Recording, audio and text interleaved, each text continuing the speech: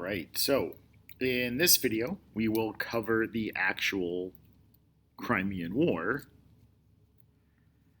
and its aftermath.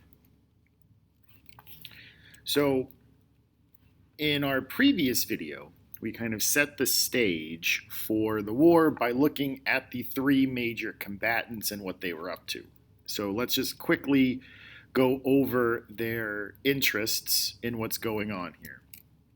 So the British are probably the easiest to understand. The British want to maintain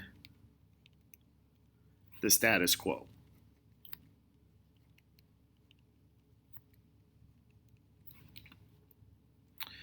The Russians are also pretty easy to understand. They want to expand, but not upset the other European great powers.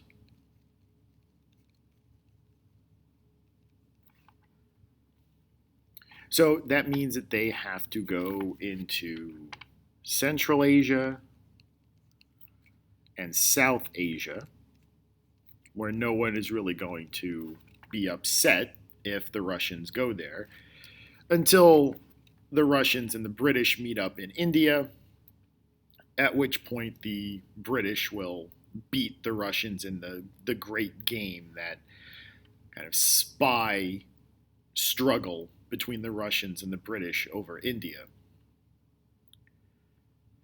The last major power that gets involved in the Crimean War are the French. And the French are a little bit more complicated to understand, but not really that complicated. The new emperor, Napoleon III,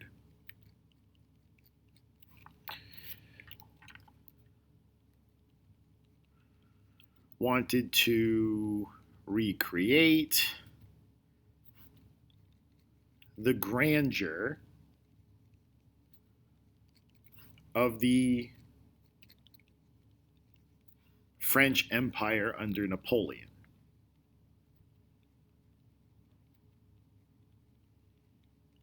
Napoleon I.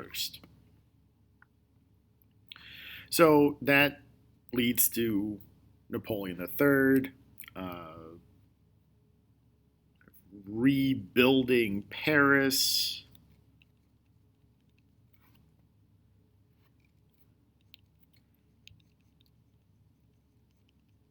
and attempting to create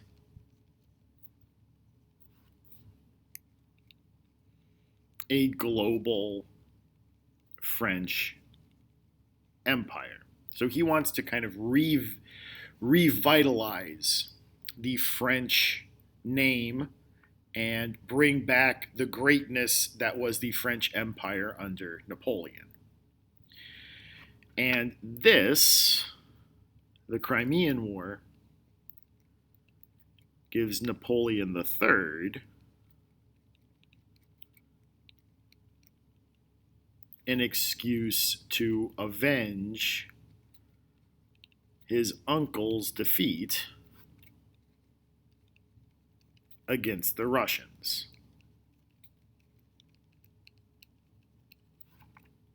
And so that's pretty much the French motivation for getting into this war.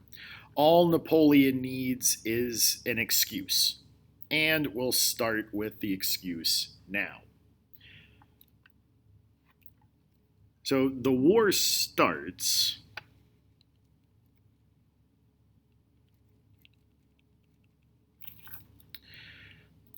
with a very flimsy excuse. Napoleon believes that the Russians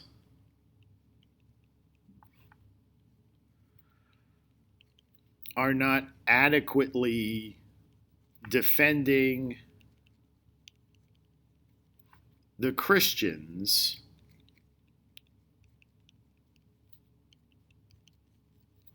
in the Ottoman Empire.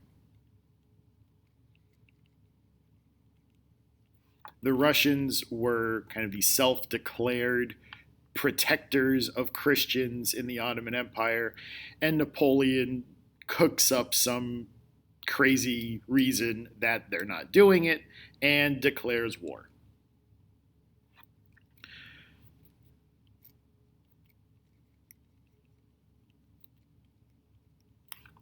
At that point, the British jump in because they want to keep the Russians contained.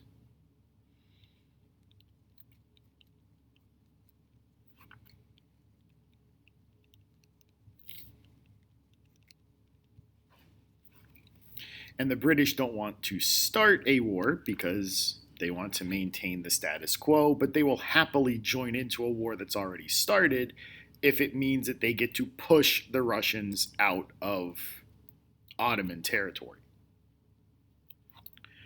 So for about a year, and remember the war starts in 1853. So for about a year,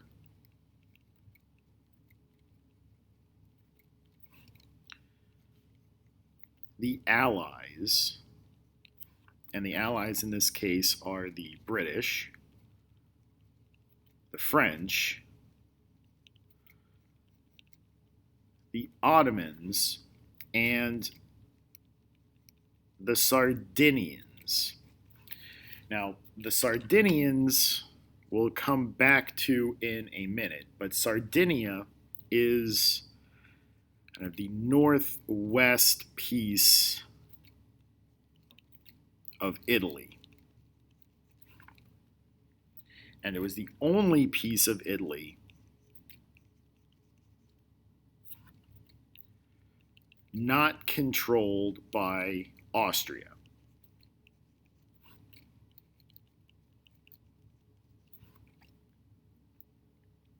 So if you look at the boot, it is the northwest corner of the boot. So those are the Allies. Why Sardinia is involved, we'll explain in a minute, but they're also involved. They're helping. By no means are they a power like any of these other groups, but they're helping.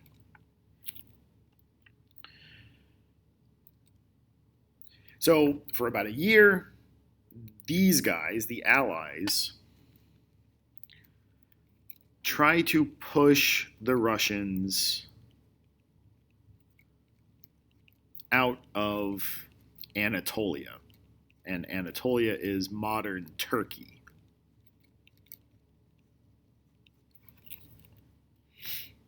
And they're unsuccessful.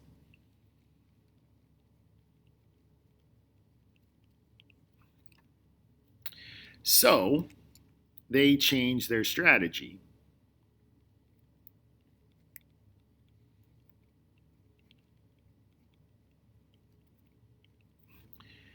And attack the Russian naval headquarters in Sevastopol.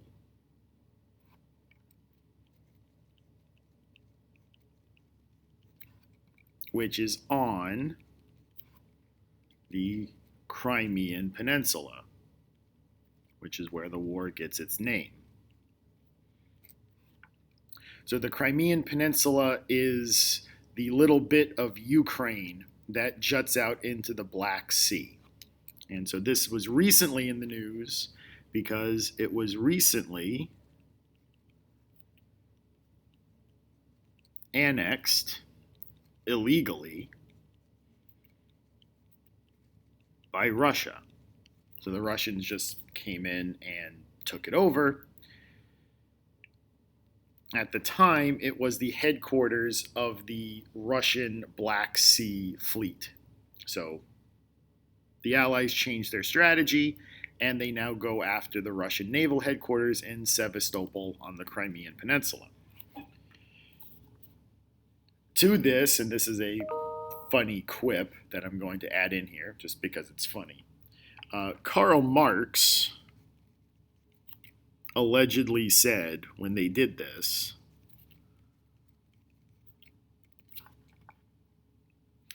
"There go the French doing nothing.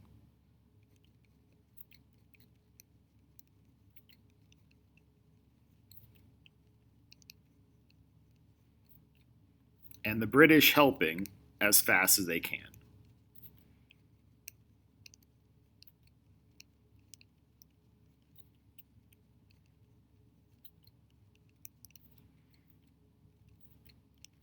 So that quote from Marx pretty much sums up what's about to happen.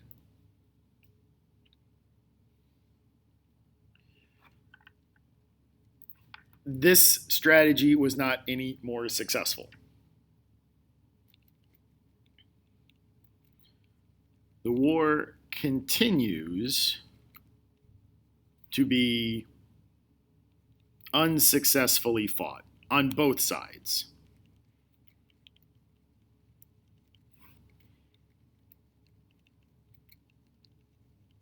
Nobody is really winning. Everybody is just pretty much doing a really bad job.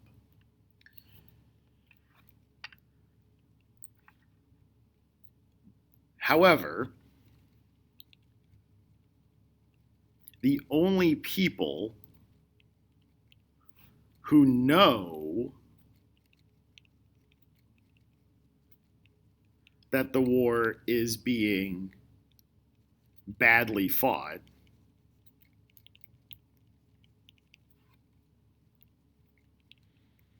are the British and the French, because their newspapers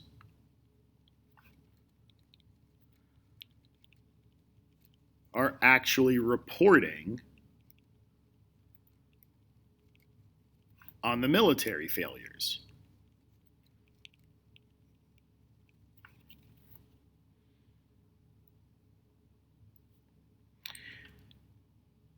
One of the most spectacular military failures was what will eventually be called the Charge of the Light Brigade.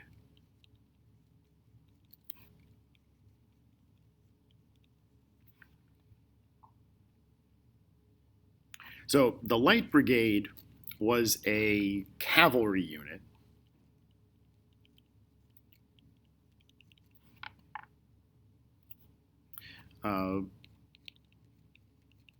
lightly armored. They're meant to be fast.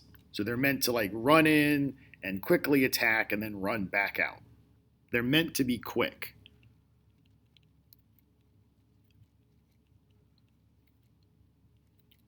These like hit and run tactics. But this Light Brigade, that's why they're called the Light Brigade, because they don't have heavy armor. They were ordered to attack a heavily defended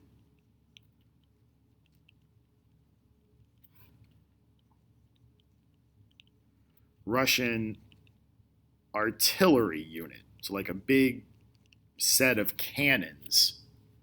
And as you can expect,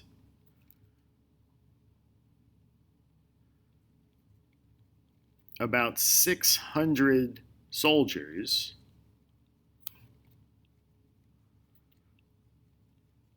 were needlessly killed as a result of this.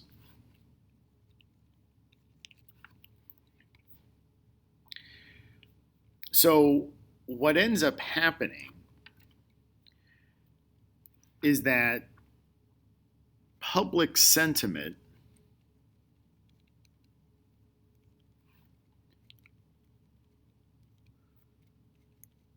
towards the war pretty quickly sours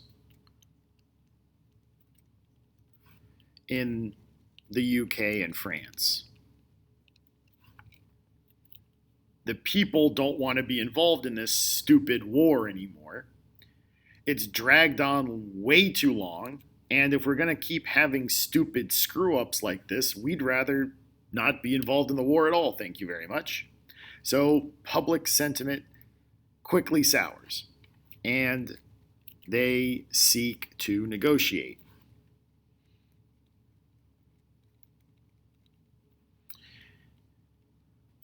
And the war ends with a settlement. Basically, and the settlement is called the Treaty of Paris.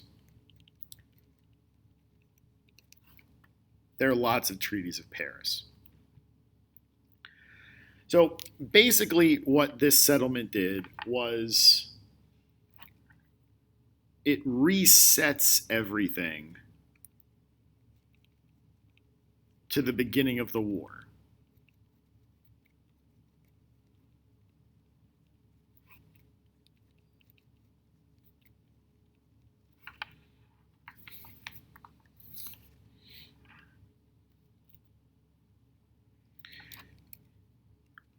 The only real difference is that the Ottomans get back a little territory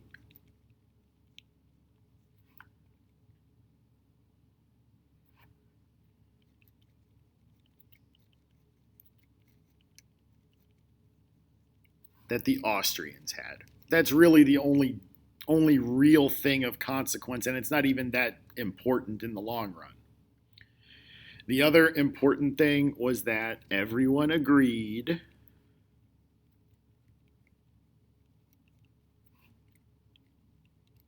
to leave the Ottomans alone. No more trying to take Ottoman territory.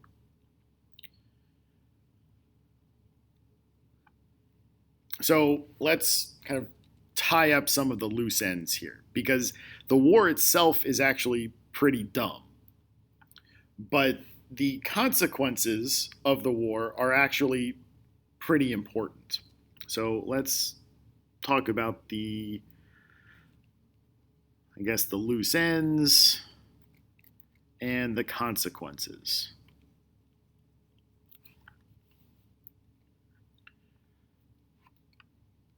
In the long run, I guess the British got what they wanted.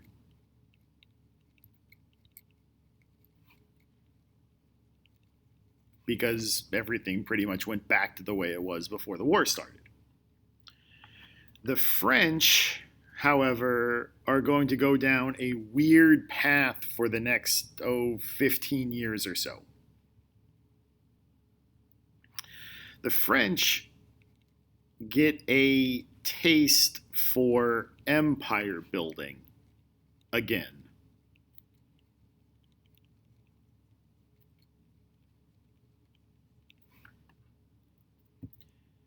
And they're going to make all sorts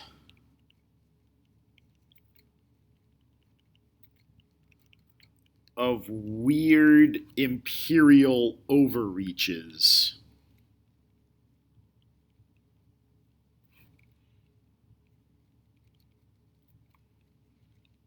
over the next, we'll say, 10 years or so. Including, and maybe the weirdest one of these, is trying to take over Mexico. And we'll cover that story when we get to German unification, because that's kind of related to what's going on there. The Russians, we already know what the Russians do. The Russians decide they need to industrialize. And so this cues all the stuff we were talking about when we talked about the abolition of serfdom.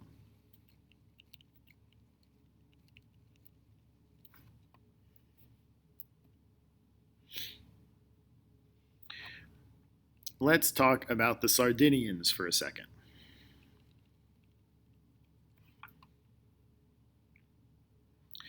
The Sardinians got involved in this war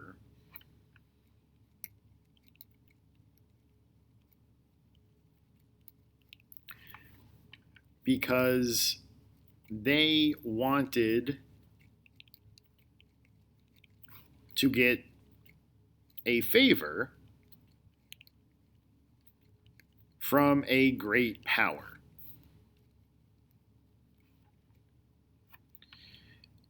And we'll cover this story more in depth when we get to Italian unification, which is actually our next topic. But until we get there, the Italians tried to unify in 1848. But the Austrians beat them back.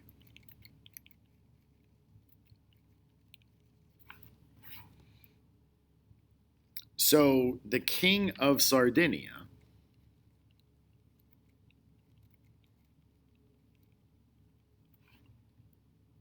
realized he needed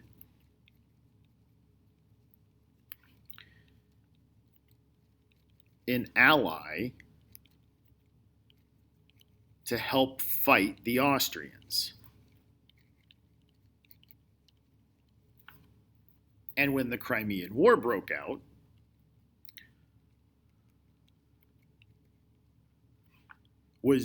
this turned out to be just the opportunity to try to get a great power ally.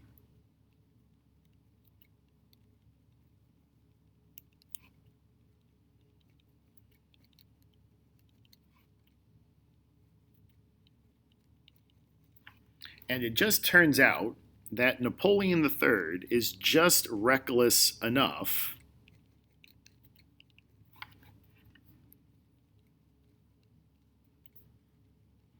to agree to help.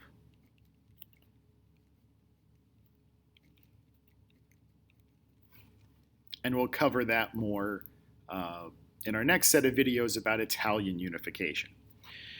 Finally, we should say something about the Ottomans, because what the Crimean War did was, when we think about the Ottoman Empire, they were kind of on death's door. The Ottomans were kind of inherently weak at this point.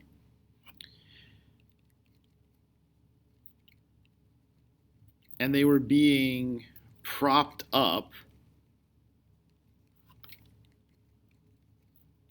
by the great powers to maintain the status quo.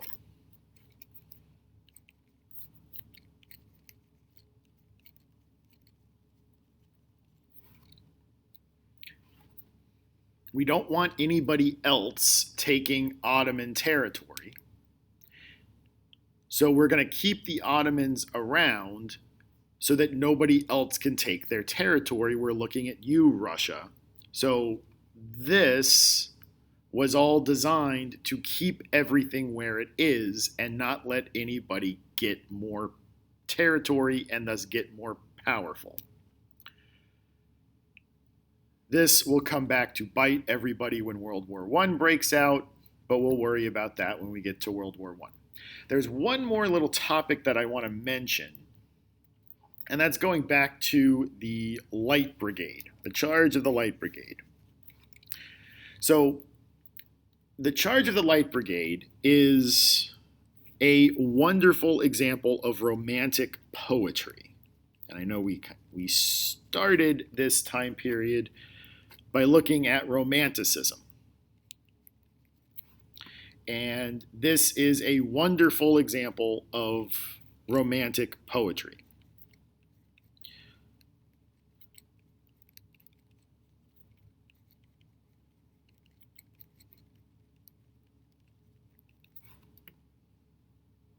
So it's about the emotional impact of impending death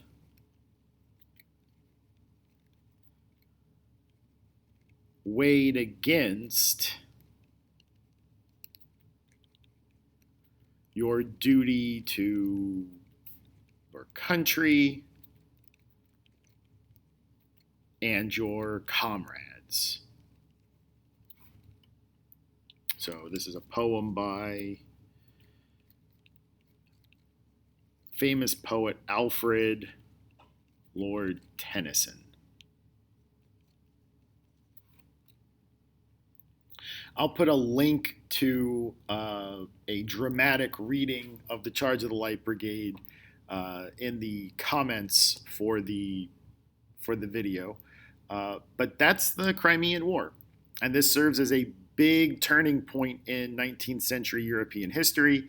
And from this point forward, we'll see the end of the Concert of Europe, and we'll move towards the growth of nationalism as an unstoppable force in European politics that will take us all the way up to World War I.